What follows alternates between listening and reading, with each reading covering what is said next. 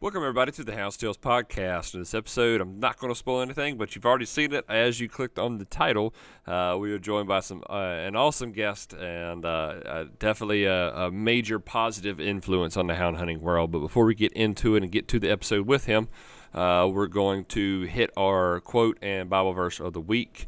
We'll hit our first quote, and that says, what we have once enjoyed, we can never lose. All that we love deeply becomes a part of us. And then our verse of the week comes from Psalms 23:4. Even though I walk through the valley of the shadow of death, I will fear no evil, for you are with me. Your rod and your staff, they comfort me. I felt like those were a little appropriate after, and I won't get into it too much, but we did not have a good election here in Virginia. So houndsmen, y'all are going to have to, especially here in Virginia, get ready for a fight, guys. It's not going to be good, and hopefully we can save the sport somehow. So just be ready to mount up, guys. All right, let's get to the episode, guys. All right, let's go. Drop the gate.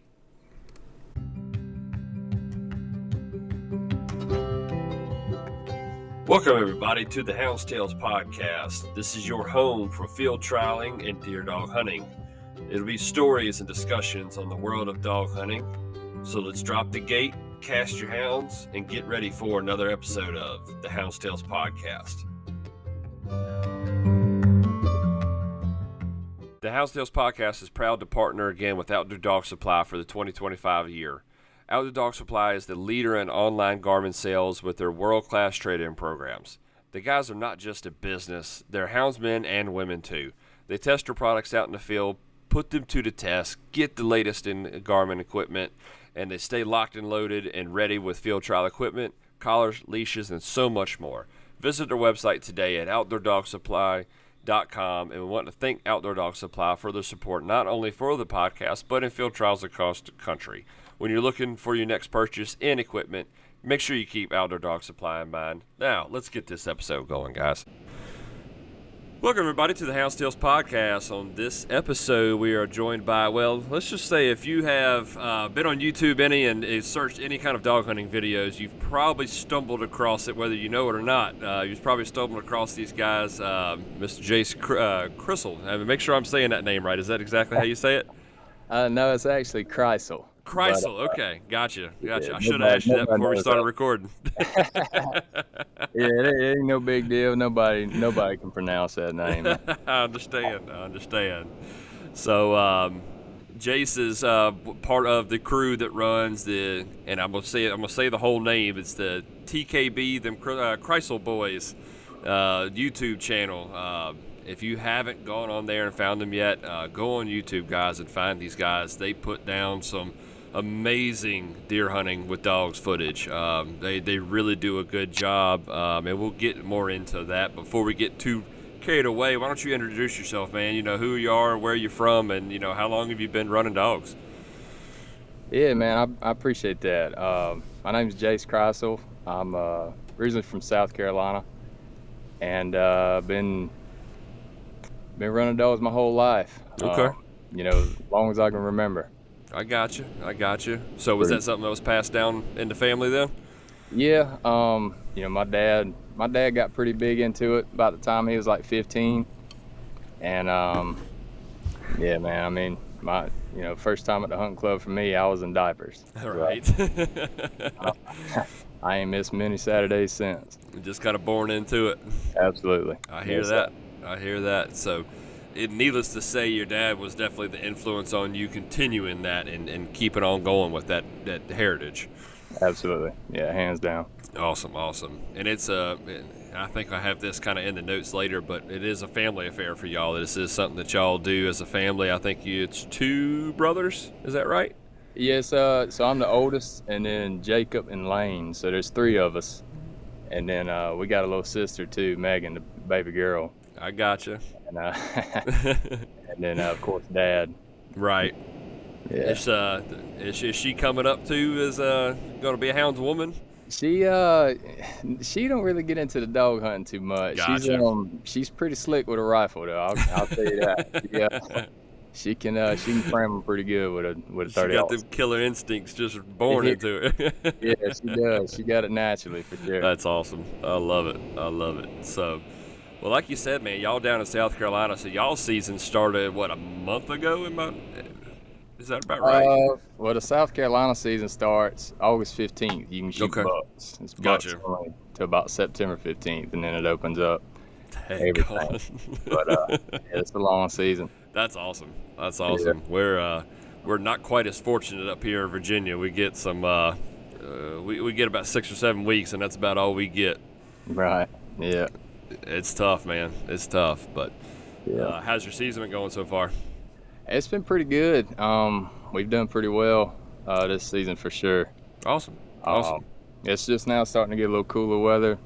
Leaves is changing. The bucks is getting stupid. So Yeah. it's getting that prime time now. So we're all excited about that. So what's cooler weather for you? What kind of temperatures you talk about? Down here in the southeast, I mean, it'll be, you see your breath one morning, and the next morning you might as well throw on a bathing suit. So Yeah. it's kind of like that. But yeah, it's been, let's see, in the 40s. Okay, I got you. That's pretty good. We've been hitting mid-30s in the mornings up here. The bucks are really starting to get a little loony up here. I've seen a lot of deer hit on the side of the road. Oh yeah, same here. They about 10-20 in the morning probably. Oh right yeah, they're all over the place. That's right. Do y'all get much of a in those counties that open up like that down there? Or is there like a bow season? Is there like a muzzleloader season that they have beforehand, or is it during, or is it kind of just intermingled in there? So August 15th in South Carolina, it opens up full blown everything: rifle, shotgun, bow, muzzleloader, Whatever you want. Yeah, in the game zones that we're in anyway. Dang, that's nice. We travel and we hunt all over the place. I mean, several different states and Okay, I gotcha. and stuff. But Awesome. yeah. So what's your main location then? Like what's your hometown club? What's that? That's, and I'm glad you asked me that, because I kind of want to address that for people that's listening. That's actually the only question that I don't answer, man. And I got a pretty good reason, Absolutely. as to why, and we can get into that. I actually like to explain that to everybody a little bit, but Yeah, absolutely. so I don't know, because man, if you look at the comments on YouTube, that's the first thing everybody asks all the time, and I don't blame them. But Right. I'll tell you where we grew up hunting, because we don't hunt there anymore, obviously. But it's this low country South Carolina. It's this plantation called Good Hope Plantation, Okay. and this place was, if I remember correctly, I believe it was like 16,000 acres in one block. Dang. Was Good Hope. Yeah, and we grew up in a dog club called Pine Barren, and Okay. Pine Barren was about like 7,000 or 8,000 of it in one block. Mhm. And so that's the club my dad was in, and we all grew up in as boys or whatnot. And but it was kind of like, I think, if I remember right, I believe like in the early 2000s they brought this fella down there, and he did like an article or something, put it in Sportsman's magazine and whatnot. And man, when that happened, I mean, the landowners had people coming at them tooth and nail, trying to outbid the hunting club to get the Gotcha. hunting. So it was always kind of a big thing down there to, like, we don't post this on Facebook, like, Yeah, no, that makes sense. So I've just kind of inherited that, kind of learned it, and lo and behold, now we actually lost all that. We lost that entire all the dog hunting rights to that club, everything, like in 2018, 2019, I think, something like that, somewhere in there, 17 maybe. Dang. But yeah, basically a couple of fellas from, I think they was all from Florida, some rich people. They basically, it was, from my understanding, it was 5 different fellas paid $25,000 a head to come hunt. Golly. That's if I remember that correctly, it was something stupid like that. That's So, insane. That's but insane. But that's a great reason though. Like I never would have. yeah, It makes a lot of sense having that much. I mean, I think y'all just we'll talk about it a little more later, but y'all just tripped over 1 million views. So oh yeah, yeah, yeah. yeah. So I mean, you got a lot of eyes on you, and um, that's an excellent reason. I really do. I can respect that a lot. I appreciate it, and yeah, I just got, people ask me that, I'm not being rude or nothing, but like I can't say all that. Yeah. No, absolutely. Yeah, Like, I'm with you. but yeah, I think TKB the channel in itself. I know we crossed 10 million views. I think it's like 10.3 Okay, 10 on million. I got TKB. you. I got you. Yeah. So Dang on. yeah, it's really doing well. That's awesome. I never expected that. That's for sure. But That surprise success is always the best, ain't it? yeah, it is. It's accidental success, really, to be Right. honest. Right. But, Trust me, I get it. I'm nowhere near those numbers on this end, but man, it's like you think you're just doing something, kind of just see where it goes, kind of deal, have some fun with it, and then all of a sudden it's like, oh crap, we gotta keep doing this now. So yeah, that's right. Exactly. I love it. So location out of the question then. What kind of style the Hounds podcast would like to take a minute and talk about our friends over at Cajun Lights? When pleasure running at night or judging those nighttime field trials, put your trust in Cajun Lights. With the economical Cajun Bayou for the every now and then light user, the Cajun Micro for the nighttime feeds, and the top level Cajun Blinder for those hardcore crossings. The Cajun Lights are headlamp style lights that free up your hands for voice recorders or your GPS. They offer flood style lights in red, amber, and white walking lights. Then the top of the line 4-level main beam light. If you're having a hard time catching crossings at night, give the Cajun Light a try on the red and amber setting to catch the game with the easy flick of a switch and go right back to your main beam light and see your hounds in action. Visit our website today at CajunLights.com and check out and make sure you fill out the survey and select Hounds Tales Podcast to receive 5% off your next purchase from Cajun Lights. Now let's get back to the episode, guys. What kind of style hunting are y'all doing? Let's start with the dogs first. Are y'all beagles? Are y'all long-legged dogs? What are y'all normally running as far as you yourself goes? So me myself, I got 7 head right now. Okay. And they're mostly foxhounds. Okay. Yeah. And pretty much, let's see, four sure enough foxhounds, 4 or 5, and then Willie's like foxhound blue tick mix. Okay, I got you. And then CB and Biff, they're Heinz 57 dogs. They got a little bit of everything in them. I don't really know what they are.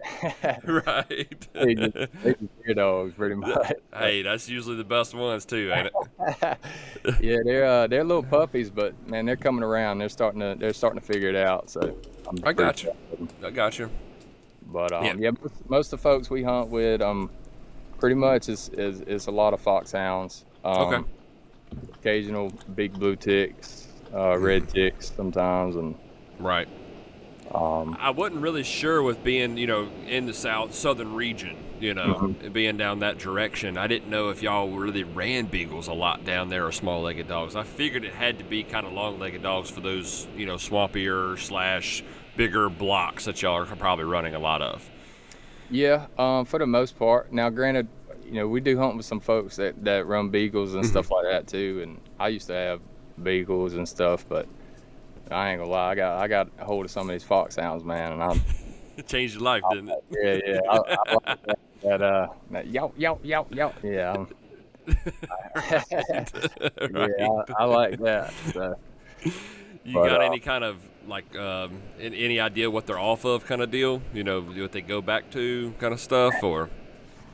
to be honest with you, I have no earthly idea. Yeah, no, nothing wrong with that at all. Yeah, I'm not sure. I know Waylon and Willie came from a fella that had a reputation of having some jam up deer dogs, Gotcha. and that reputation has proven to have been spot on. Prove themselves right. Yes, sir.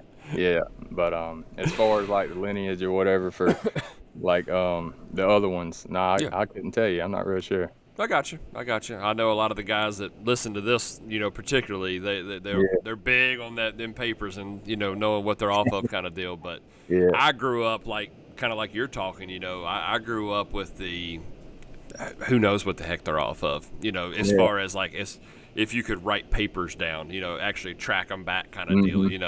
Yeah.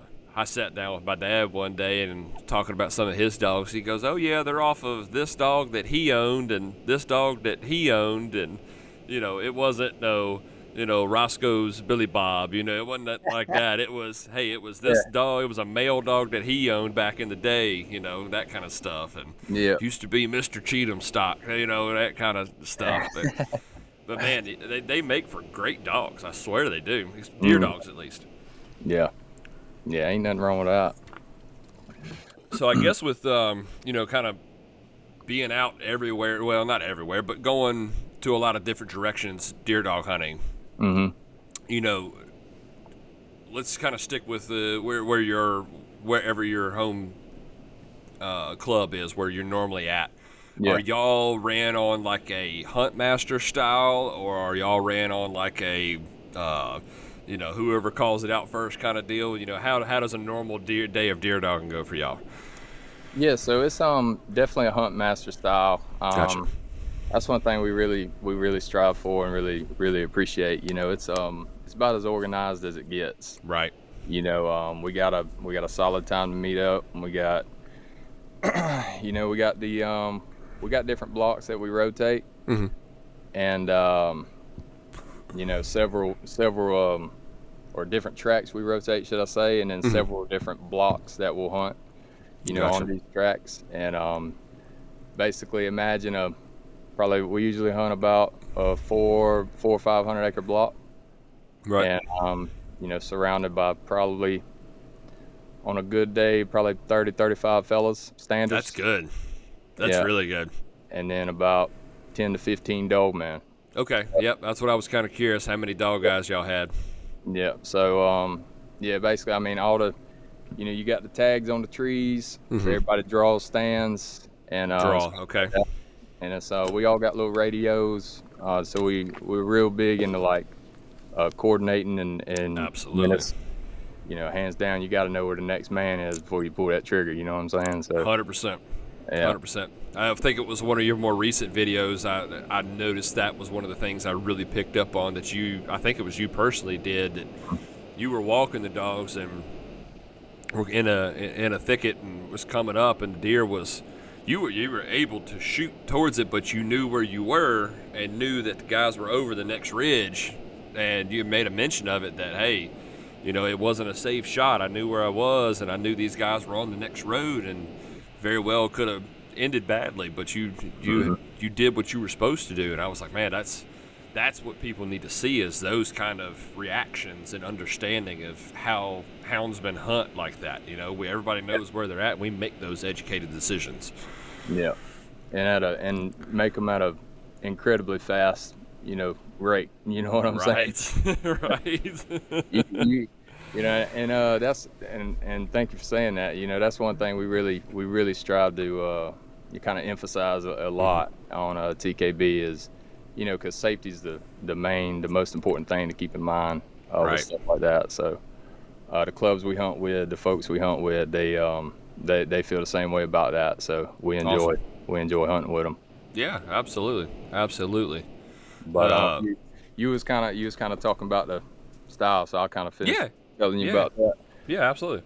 Dang, yeah, pretty much.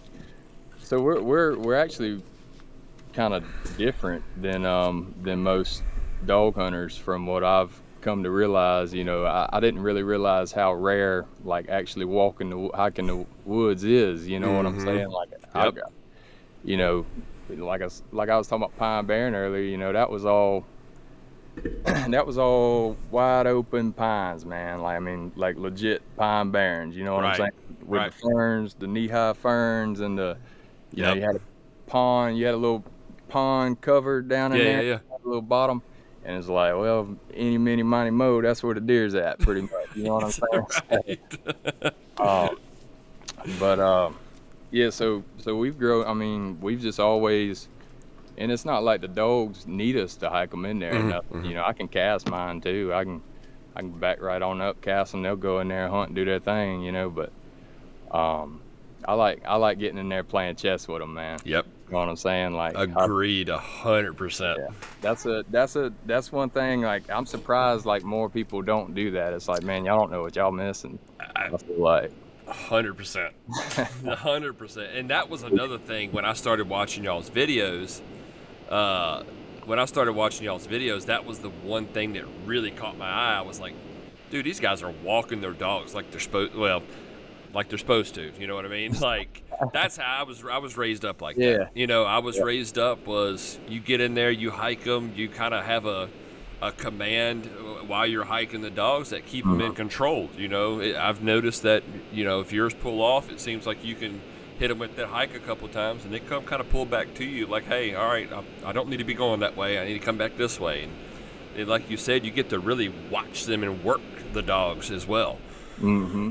Yeah, absolutely. That's one thing is, thank you for bringing that up too. That's, you know, recently, the last probably 7 years ish, you know, I really got big into tone breaking. Tone breaking, because the fellas a lot of the fellas I hunt with now, man, I was not a believer in it at first. I was telling you, I was like, I'm gonna ruin these dogs, right? You know, but I've since like kind of got all brand new dogs, and I've raised them up as puppies, just tone breaking, and it's like, dude, it's the closest thing to having a steering wheel on a dog is 100% you can get, and it's awesome because, you know, they'll, you know, say if we're shooting bucks only, you know, they cross out the block running a doe. All I gotta do is hit the button, and them dogs turn around on a dime, and they're coming back. Right. And they gonna hunt another one. Yep. You know, and that's a luxury that the old timers didn't have, and correct. Right. It's pretty cool. I spent many a days as a kid jumping in front of dogs trying to cross and having to tackle them going across the highway. Yeah, absolutely. Me too. And then with the beep beep system, I was all with the beep beep system back in the day. You the one that had your cold hand hanging out the window. Yes, sir. Yes, sir. All day long. But yeah, you know, I've noticed that not a whole lot of. Now, granted, I'm not knocking anybody, you know. Yeah. I'm, you know, we're all on the same team. I love it. To be honest with you, I'm kind of interested. I've just never really done the whole run and gun style. As far as like, you know, dump the box and ride and cut them off and this and that. So I ain't never really messed with it, to be honest with you. I've always walked in woods, and me personally, I think that's if you ask me. I think that's you walk in them woods like that. To me, I think that's the hardest. Like that's one of the hardest ways to kill a whitetail deer. I think, and the reason I say that is because, you know, you think of if you're hunting a 400 acre block, 400 acre block of woods. You know, like I got a video I just finished, and I'm gonna probably release it Wednesday or Thursday. But I do a pretty good job explaining that. Man, you're gonna laugh when you see the hell I had to go through to get in here to kill this deer. Dude, I'm talking about, it was, you couldn't see your hand in front of your face type deal. It was thick. But and that block was about 400 or 500 acres, and you know, I went in there, never been in this tract of woods before. I went in there blind, and I put myself in a position to get a 5-yard shot on a buck. Dang, go. You know what I'm saying? So it's like, I love that, man. Oh, yeah, 100%. You know, you get in there and you do that dance with them, man. You figure them out. I mean, and you got to do it quick, too, because, I mean, you know, you can't say, all right, I'm in the position. Now y'all go jumping. You know what I'm saying? Like, nah, them dogs done jumped that deer. You better get ready. Right. Yeah, dang all right. You know? Well, and like you said, you learn so much by walking. So you're probably picking out things that instinctively you may not even realize that you're doing it anymore. Like, I know I've caught myself, like, I'll look and I'll say, hey, I'll see this beaten path. Like, I can see where it looks like they're coming down, and more than likely, if the dogs are pushing them, this is the direction they're going to be coming down. So I know to place myself here, close to here, and I got a good chance if they do make that cut and come this way.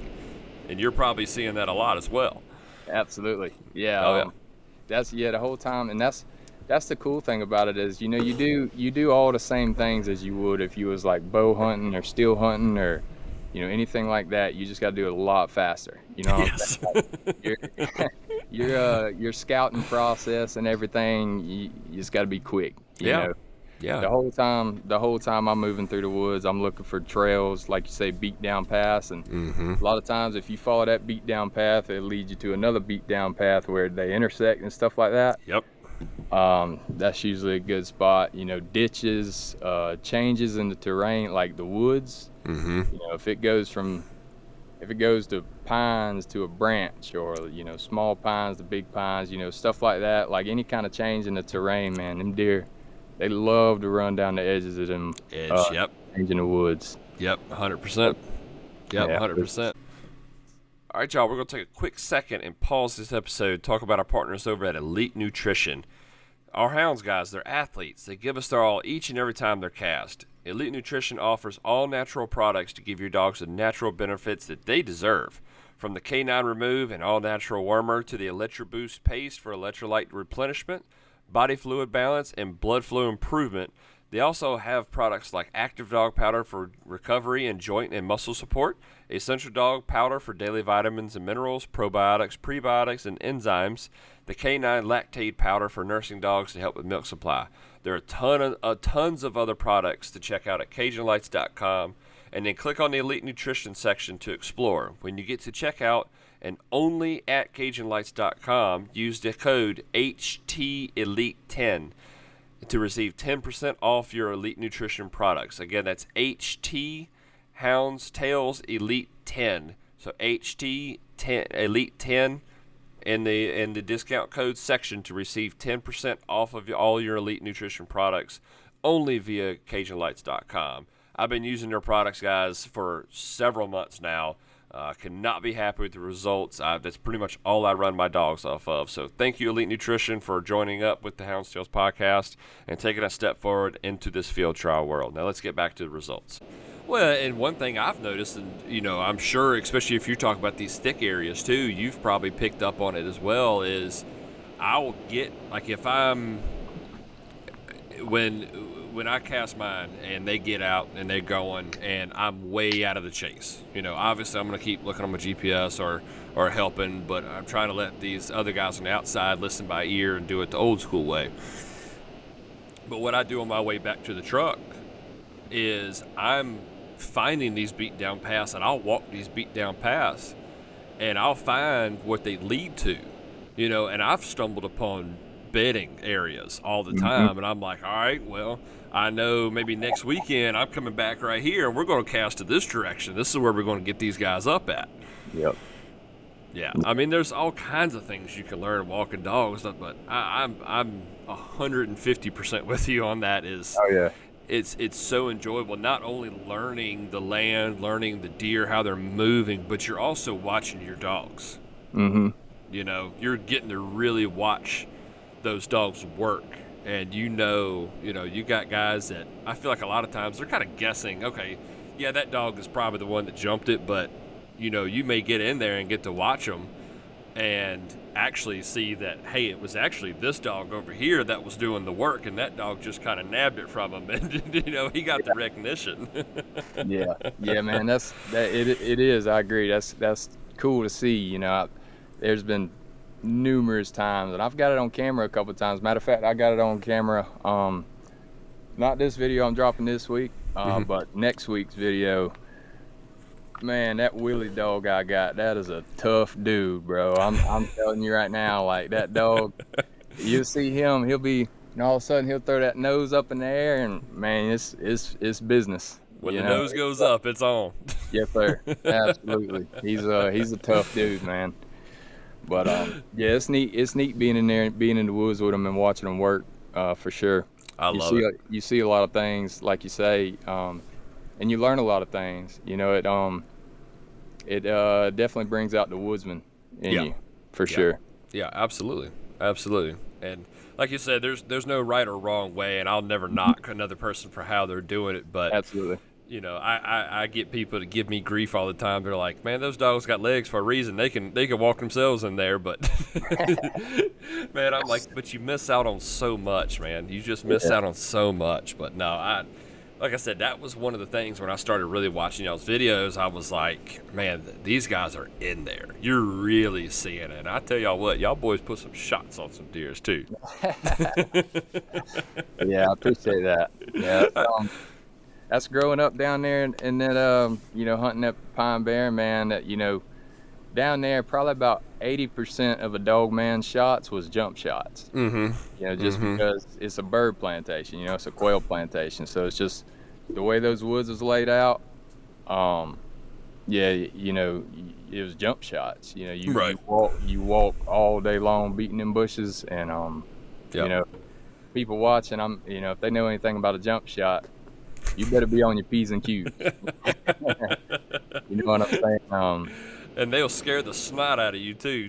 Oh yeah, see, that's the thing, right? So like, I mean, you know, there's not a sign hanging in a tree saying, "Hey, he's right here." You know what I'm saying? Like, you're walking all day long, and you never know when or if it's even gonna happen. So when it is, you know, you gotta learn how to take that initial reaction of jumping and turn it into, you know. I remember one of the first times that I was in there by myself walking, and I come up with some mountain laurel, and this whole mountain laurel bush just started shaking, and it scared me so bad. I jumped the gun, and it flipped up upside down, and I'm sitting there, and I'm putting the gun upside down. I'm like, well, that's not gonna work too well. So they will absolutely scare the snot out of you. It's crazy. Absolutely. Yeah, it's fun. It'll get your heart beating for sure. Daggone right. But so man, TKB. Let's talk on that just a little bit here, man. So that, I mean, that's kind of the premise of why y'all here. Of course, the dogs and talking dogs is of course the main thing, but TKB starting the YouTube channel. When did that start? So I think it was like 2020, 2021, something like that. Pretty much. So I've kind of I've always wore like a little GoPro on my head since I was probably like 16. Right. 16, 17, something like that. Matter of fact, the first time I ever wore a GoPro in the woods, I had a dang buck about run me over. I mean, he literally brushed my leg. That was wild, and so I was kind of hooked, you know. Since then, you know, I was showing everybody on my little laptop and stuff, and right. So I always wore a GoPro. I used to hunt off horseback, and I had a couple of videos of me, you know, shooting deer off a horseback with a GoPro on, and that was pretty cool. And right. Basically, I you know, one day my laptop storage was like, you know, getting full. So I was like, well, okay. So I just took all these videos of these kill shots I had, and I just kind of put them all in like a just like a highlight video type deal. Right. And you know, to free up the storage or whatnot. Well, then, you know, me and my roommates and stuff, I was trying to, like, I wanted to watch it on the big screen. And I wasn't real tech savvy back then, so I didn't know how to like screen mirror or nothing like that. So I said, well, hell, we can pull up YouTube on the big screen. So I was like, let me build a YouTube channel real quick, and I'll throw that video on there, and we can watch it on the big screen, you know. Right. And I didn't really think nothing about it. Made a YouTube channel, put it on the big screen. You know, hey, that was cool, yada yada yada. Text a couple more of my buddies, said, hey, y'all go check this out. And well, then about a couple months goes by, and I kind of realized it's a lot more than just me and my buddies that was watching that video. So I was like, huh. So I was like, well, I had a couple more kills last weekend. Let me throw that on there. Right. And then kind of did that, did it some more, and you know, the YouTube channel name was just Jase Krisle, you know, back then. Right. And then you know, because like I say, I mean, it was kind of an accident, really. I didn't wake up one day and say, hey, I'm gonna try to be a YouTuber, you know what I'm saying? Yeah. Like, And granted, I didn't really even watch YouTube that much. I'd heard of like Big Penzl and like Bubba Roundtree and people like that before. Right. But I didn't really watch like none of it all that much, honestly, back then. I do now. Yeah, right. But then Up Close and Personal came, and I don't know if you've seen that video. That's the most popular video we got. That's it's pushing 3 million views just on that video. Dang. Yeah, I do remember that one. Yeah, it's that one was wild, man. Like, I mean, the main scene in that one that people kind of went crazy about is, we're hunting these like farm management places. So like they got like farm management tags, and basically we're told to wipe them out. Like, pretty much. Like, we got people that need this meat. We need the deer gone. So take care of fun. Yeah. Right. Yeah. And so that's what we was doing that day, and I say that because I've caught a lot of backlash from this video. Oh yeah, I'm sure. Yeah, they was actually fussing at me about not having a plug in my gun. I was like, what? You don't have to have a plug in. But no, anyway, so I think there was four deer, and they was running at me. Well, long story short, I killed 3 of them, but before I did, I killed 2, and I actually reached in my pocket, grabbed the shell out of my pocket, threw it in the gun, slammed the chamber shut, and turned and killed the other one right as it was jumping the fence. I mean, I kind of looked like a robot a little bit. Right. You know what I mean? And then I kind of realized, like, damn, I just got all that on camera. And, Right. Right.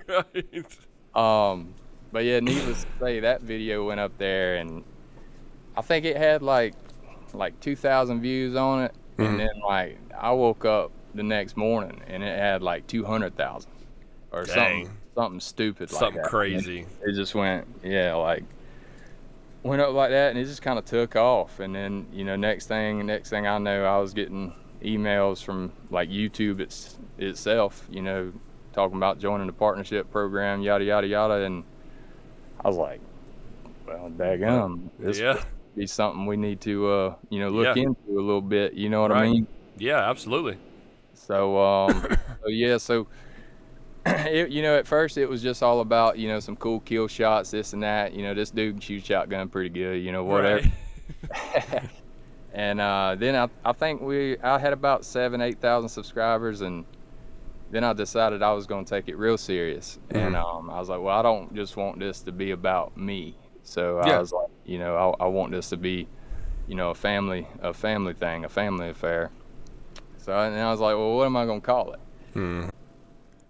The Hounds Tales podcast is proud to announce our newest partnership with Dog Tight. Y'all watching on video, check out the hat. Be sure to check out dogtight.com, and if when you are there, use our discount code HoundsTales15. That's HoundsTales, TALES, and the number 15 to get a 15% discount on any of your apparel that you get from dogtight.com. I'm sure y'all recognize the name, the Dog Tight song. Carson Robertson and Dog Tight clothing line has jumped on board with the podcast, and we are very, very excited to see where this takes us. So be sure, if you're looking for Dog Tight apparel, hats, hoodies, shirts, check them out, dogtight.com, and use our discount code HoundsTales15 at checkout to get 15%. All right, guys, let's get back to the episode.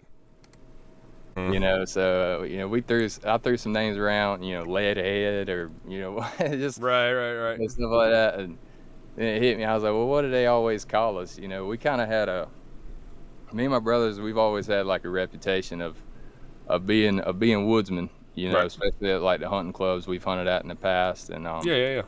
And they would always refer to us as them damn Krisle Boys. And you'd hear that over the CB quite a bit. You know right. what I mean? Right. I get it. Yeah, who's doing all that shooting back there? Well, it's them dang Krisle Boys. You know what I mean? So we figured we'd drop the dam and just put, them Krisle Boys. You know what I mean? And, I like that. And so that's what became of it. I'll tell you a little side story on that. When that like nickname, I guess you could call it, really set in, that club I was telling you about, Pine Barren. Actually, the last time we ever hunted there, we so that land, like I say, it was low country South Carolina, so it had like marsh on some of the parts of it. Right. And my dad was a hound master, so like basically, we had a hunting master and a hound master, and the hunting master would pretty much decide where we're gonna go hunt. You know, he'd line up where all the standards is gonna be, this and that. And my dad, the hound master, he'd basically take care of the dog man. He's like, all right, you gonna turn out here, and we'd all draw for it to see who turns out where and whatnot. But this one day, we was hunting this drive called Zion Church. Okay. And there was some marsh on it.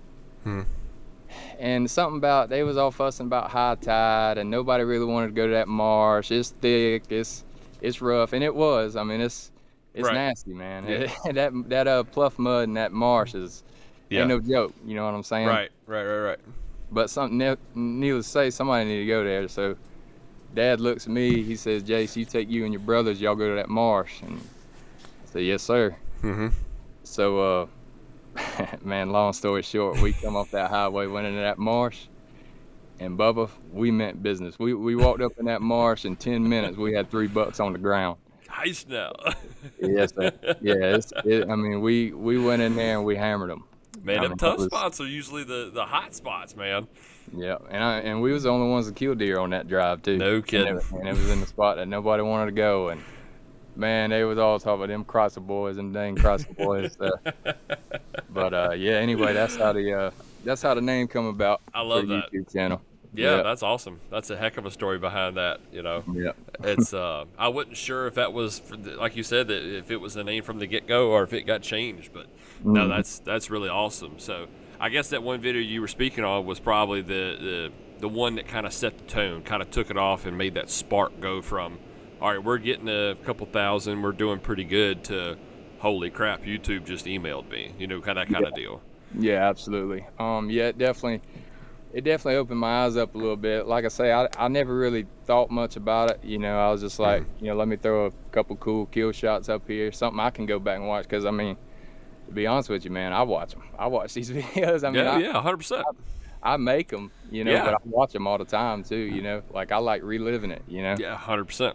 And I think it'd be cool one day, you know, God willing, you know, be 50 years old, sit down with my kids and like, hey, check out your dad. You know what I'm saying? Like, right. You know, so. I get it. I get that 100%. I mean, I'll go back and listen to some of the conversations that I have on here. So I 100%, 10% get that, man.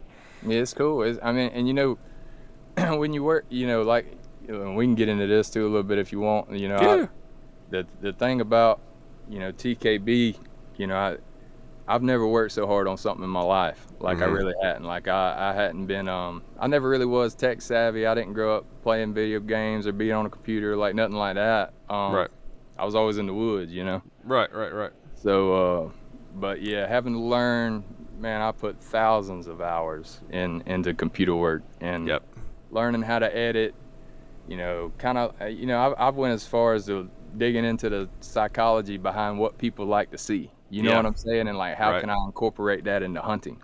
Yeah. You know what I'm saying? Like, I mean, I've went deep in it. You know, it's a lot to it, man. It really is. It really is. I've got it. I dabbled, like I recorded, and I still keep a GoPro on me when I'm out in hunting, just for, you know, whatever sake, you know, just in case I do ever get time. But I tried to sit down and do the editing and doing all that kind of stuff and overlaying and all that. Man, it's a ton of work, and y'all do the time that y'all have to put into it is just absolutely insane. And I think people need to really realize it's not just as simple as, all right, I'm just gonna put a couple videos together and stack them on top of each other and then talk over top of it. It ain't like that, you know. It's not at all. So much more to make a good quality video, and y'all do a great job at it. Appreciate that. Yeah. Yeah, we really work hard at it, man. And like I say, you know, as far as like the editing and stuff like that, I handle 100% all of that. And But I'll tell you, it really is a group effort because, you know, like Jacob and Lane and my dad especially, like, you know, if I'm focused on, you know, gotta edit and make these videos, you know, Lane will go feed the dogs for me, or Right.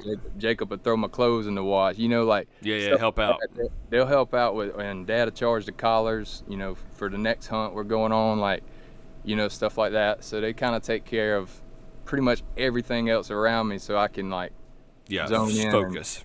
focus on grinding this video out, man, because that's the cool thing about it, really. Like I kind of dabbled in a second ago, you know, it started with just a couple cool kill shots, you know, look at that Brown and A5, you know, type thing. But then I really started taking it real serious when I seen an opportunity to really well, I guess our ultimate goal is like to change how people feel about dog hunting, you know, at least make a little bit of a dent in it, you know, Right. an impact, because and I really think we're starting to do that, actually. But you know, I just want to show the right way to do it, the safe way to do it. You know, we're a God-loving family. You know, we you know, so I kind of want to show all of that. You know? Yeah, absolutely. There's definitely a couple things I want to dive into on all that right there. So, Yeah. you know, first I want to talk about the family stuff, man. You know, Right. like you said, it's definitely a family affair. I've noticed that if not every video, almost all the videos, it's you or at least one of your brothers or your dad out there every time. Y'all are always out there. All of them usually have cameras on them. You're grabbing footage from all kinds of different angles, which is awesome. So, you know, I really have a ton of respect for that, and it's great that you have them on board, not only for helping you out while you're working in the background, you know, for the part that people don't get to see, but they're also helping you grab that footage. You can hear the communications back and forth between all of y'all. You know, it really is a neat to see, and y'all do a really great job of representing that as well, and showing the hound community and others outside the hound community that it's not just a sport. It is a family affair for a lot of us out there, you know? Yeah, absolutely. And yeah, I think you're exactly right. Yeah, it's definitely not just a sport. Like, I mean, it's you know, to me, man, it's everything. Like, it's everything I am. You know what I'm saying? Like, Yep. I think when a young man grows up at a hunting club, it produces a different breed of boy. Mm-hmm. You know what I'm saying? Like, you know, you growing up, you know, just all the camaraderie and the folks you're growing up around, especially a dog hunting club, because you got to communicate and work with everybody. You know, you got to have a relationship with these fellas. Right. You know what I'm saying? Like, Right. And you learn, you know, manners, how to act, respect, you know, the do's and don'ts of life, pretty much. You know what I'm saying? And then the whole aspect of being in nature. And, you know, it's, hey man, when that tailgate drops on Saturday morning, that's my church. Yep. You know what I'm saying? Like, Agreed. It's brought me, you know, incredibly close to God. Like, I mean, really, like, I mean, that's something that's, you know, that's what a lot of folks don't really realize, I think. You know what I'm saying? Like, there's a lot more happening than just chasing a deer and trying to kill a deer. Yep. Absolutely. Yep. I agree 110%. It's when you're out there and, you know, if you know, talking about the being your church thing, I'm with you on that. You know, when I'll take, and if I'm out of the chase, you know what I mean by when I'm saying that. You know, I can hear the dogs singing. I'm out there in the beautiful woods that God's put out there for us, and I can turn that little handheld radio off and just be in that presence of that. And that's when I feel closest to God, honestly. I really do. And I feel like that's kind of what you're pointing towards, is that kind of idea. Absolutely. Yeah, absolutely. I mean, you can see it, man. You can hear, you know what I'm saying? You can feel it. You know, it's funny. And God has a sense of humor, I believe. You know what I'm saying? Because, like, he'll he'll put you in situations just to mess with you sometimes. I feel like, Right. it's pretty funny. But I'll tell people all the time, I appreciate the bad days. You know what I mean? I thank God for the bad days, because them bad days is what makes a good day. That's right. You know what I'm saying? So Yep. like, but it's neat. It's neat the situations you'll find yourself in, and it's like, man, there's no way this is a coincidence. Like if I was just 5 steps over there, this Right. never would have happened. Yep. You know what I'm saying, or if I didn't stop in this moment to hear that one dog across the drive, just in that little split second, Right. I never would have killed this deer. You Yep. know what I mean? Like Yep.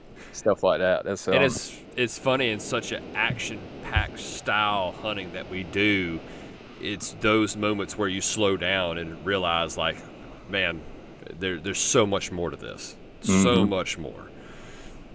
yeah. Yeah. I love it, man. I love that. It's a great. It's just a great analogy that you have there. It's a great circumstance that you just put out there, and I absolutely love that. And I'm sure, being with the family too, that's y'all's bonding time as well. Oh, 100. Yeah. It's I like to think of it probably as probably the foundation of everything. You know what I mean? Yep. Because we've always been, we're very tight. Like, me and my brothers and my dad and mom and Megan too. You know what I'm saying? Right. Even though they don't really go to the dog club much, but Right.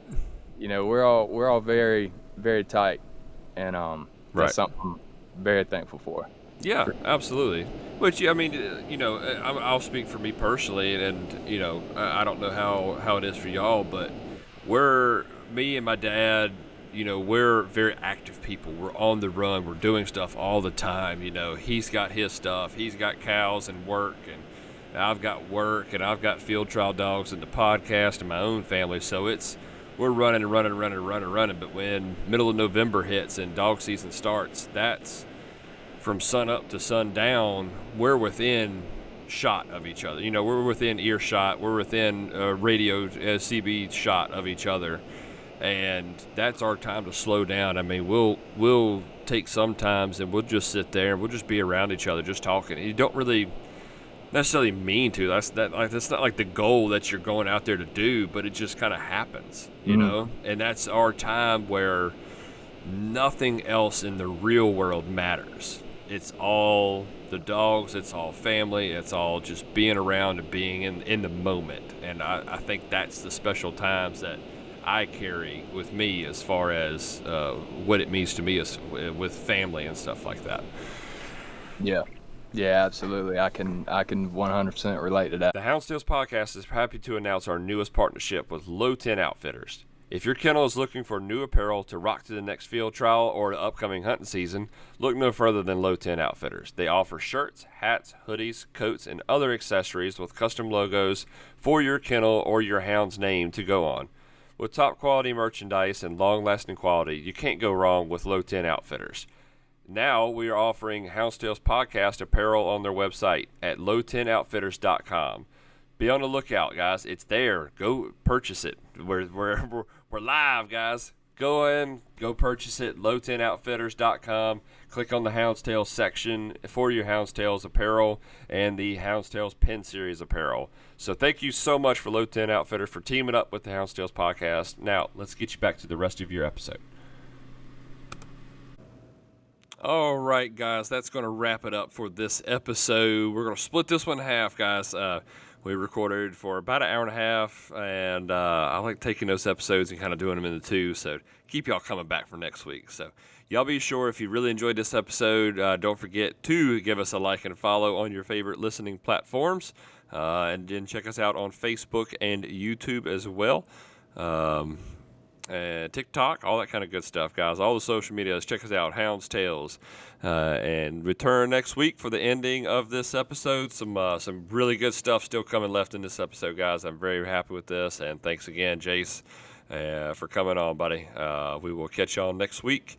And like always, guys, happy hunting.